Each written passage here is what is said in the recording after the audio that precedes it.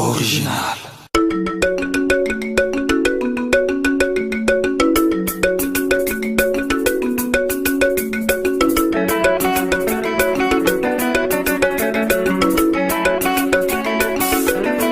Oui, bonjour, bonsoir, na bande konyoso o bolanda vidéo na nganga ndeko na bino ya mwasi na kombo ya Bidor, na kombo ya Bijou d'or.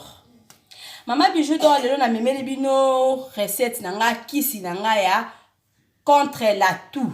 Donc na ola kisabino ndenge nini na sala ka kisi ya kopesa mwana soki mwana za na kosu. Mama Bijou d'or kande na lobaki mama nga na beta masolo na sala ba publicité na sala ka ba recette na sala na tara ba information. Mama Bijou d'or na sala vraiment makambu ebele mutu oya okuta na cassette na nga po na mbala liboso na no sabonate sabonné na Bidor TV masolo ya sika okozala jamais dessus. Ezala mutu mususu pe otala na yo ba émission Mama Bijou otala ba recette ya Mama Bijou mais na no sabonate. En tout cas vraiment Mama Bijou na za besoin ba 1+ na bino bo s'abonner mensuellement na chaîne nanga bozala jamais dessus eza ba 1+ onga na zoluka et puis botiara ba commentaire bozotala ba émission nanga botia ba commentaire te bozotia même ba j'aime te donc botia ba commentaire botia ba j'aime bo s'abonner mensuellement Mama Bijou azana besoin nango. Mama Bijou na lobi na mutu nyo surtout azoluka terrain na Congo ndaku ya kosomba terrain. Contactez Mama Bijou ozala jamais dessus parce que Mama Bijou so ayebiso ki place au kosomba te ezala ba problème au kosomba te. Donc Mama Bijou nazala ba terrain ya koteka mutu azoluka terrain na Congo contactez Mama Bijou ou ayebi Facebook nanga na Messenger toro solo la o pasa na numéro nanga ya WhatsApp meka ko lukanga na numéro nanga ya WhatsApp toro solo la na ko video malamu po na kosomba lopangu soit terrain na Congo.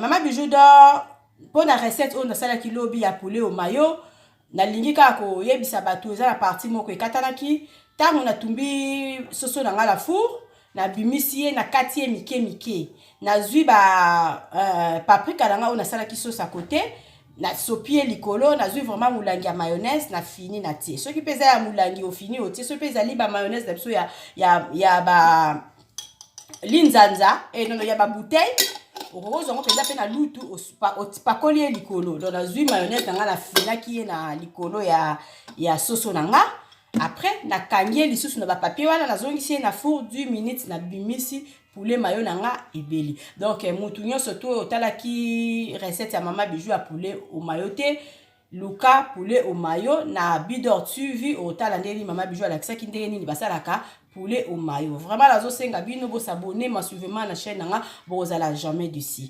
Donc et puis bo rataraba émission te parce que chaque fois bo banda kozwa ba information ya sika. Net batu batala ki poulet mayo ba mona ki cassette et katana ki place mo la ki sa kité.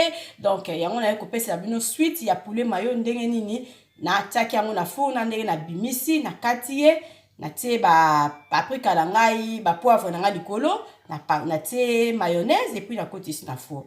Donc Mama Bernadette na biso na Orem on est ensemble ba ma passa donc poulet mayo na asi osepela ki na recette wana sala ozala jamais d'ici. Bon nazo la kisabino siko recette na nga ya contre la toux. Donc soki mo naza na kosu c'est mieux ko pesa e recette o Mama Bijou azo la kisa ke ko pesa kaba kisi pamba parce que soko zala vraiment na métier ya bana ya malamu abanda akolinga akopesa yo kisi te. Donc métier ya bana langa alinga akopesa ka kisa kosu te. Mama Bijou nazwa nanga mayele na salelaka bébé langa ya 5 ans recette o nazo sala pour na pesa ye soki azana kosu nazwi litungulu nanga moko Mariam na Orem quoi pour na ba bébé na biso quoi yango yo mama na biso Yvette na Hollande donc pour na coco ba resni yango ya matungulu soki aza vraiment bébé asika donc na conseiller yo te parce que ba bébé bazaka trop fragile il faut d'abord mettre à loba pesa ekisi opesi mais soki bébé ngo asa koki na ba inane koyi ko pesa lutu mobimba ya koko pesa na lutu parce que ça nango kisi te ça nango kutu na dose te pesa penza lutu mobimba boye ya kisi ya médicament onga nazo sala ata 3 fois par jour omona ke kosi là na mwana parce que trop de médicaments na nzoto eza malamu te. Mama Yvette Okunji quoi na Hollande. Donc mama Bijou azo lakisa ba kisi pona kosu pona ba bébé na biso. Donc na zui oignon na nga moko na kati. Donc chaîne à mama Bijou vraiment c'est important, il faut que s'abonner parce que to lakisa to sala makambo nyonso tout quoi. O eza sko pona santé parce que kopesa bana kisi ya kosu chaque fois eza conseiller te.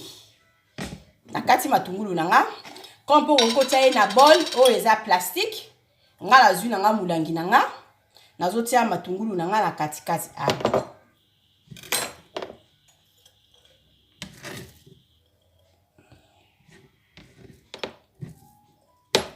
batunyo surtout bazana bana vraiment mama Bijou nazo lakisa bino secret ya kosu surtout na ba période ya malili boye bano bazo kende maternelle babimisa bango toujours libanda. Donc olia kopesa ramon na bakisi so moni mona na wa touser boye okuzui ka recette mama Bijou azo sala Fatou Boka pona ba gladi kisi yango mama Bijou azo lakisa nazui matungulu nanga na kati eza pe mukolo po kokomela na yo zwa ta mwa delu to meli. Donc ça donc ezo kipete mukolo mona muke et puis eza na mona dose te.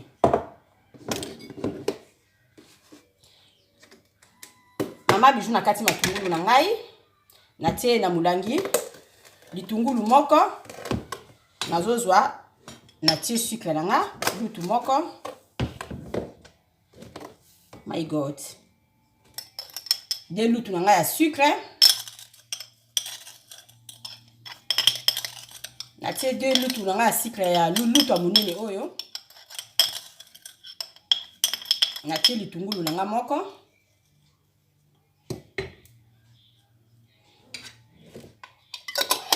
na kangie. Okoki kosala ye na tongo olamuki osali ye okovanda ti okomona tamso avant olala ekobota mai. Donc ndenge na kangi matungulu na nga na sucre na mulangi nakoya kolakisa bino lisusu ndenge nini ekobota mai et puis nakoyebisa bino à peu près combien d'heures oyo ebimisi mai. Donc sikoyo nazotala air et puis nakoyebisa bino soki après combien d'heures ekokoki obimisa mai nango. Mais c'est mieux osali na tongo ovandise ti na buto mona o babenga na d'autres balobi zo viso mai ekobima. Mai wana yango wana nde sikoyo médicament oyo soki mutaza na kosu akoki kobanda ko mela. Mama Bijou na lingi bino mingi bo s'abonner massivement na chaîne Mama Bijou bozala jamais déçu. Donc Mama Bijou dort na binga na la patronne quoi.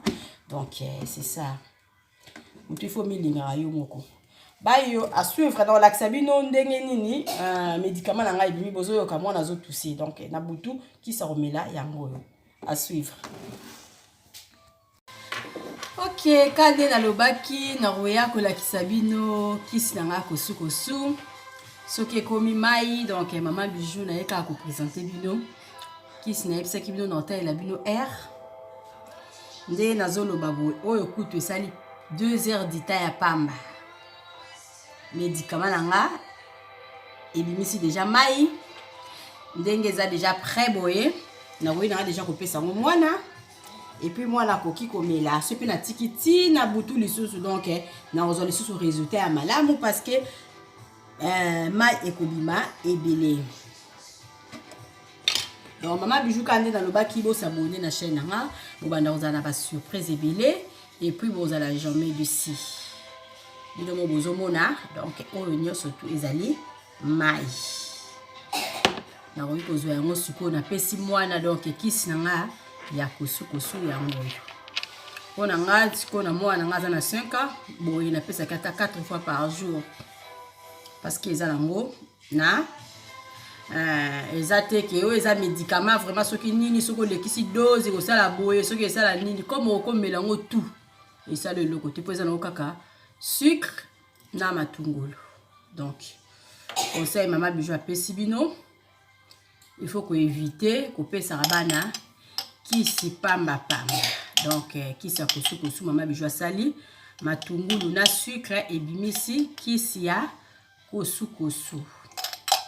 Bo s'abonner na chaîne nanga bozala jamais d'ici. Na pesa mbote na bandeko na nga so famille mosi bijou mosi alinga bino mingi. Na pesi mbote na ba oyanga mama Miege, na pesi mbote na mama Jolie, na pesi mbote na mama Maggie, na pesi mbote na bijou la Blanche na Congo, na pesi mbote na mami Zaina kwa ma copine.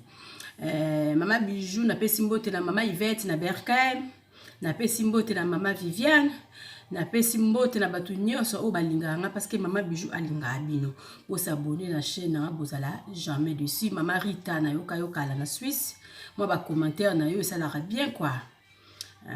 Donc na lingi bino mingi. Prochaine recette bozala jamais dessus. Nazala lisolo fona bete la bino ya ingratitude. Donc pour na bo manquer en moté bo s'abonner na chaîne na mama bijou massivement bozala jamais dessus. Donc mama bijou na linga bino mingi ndenge bino pe bolinga ngai. À la prochaine, bye.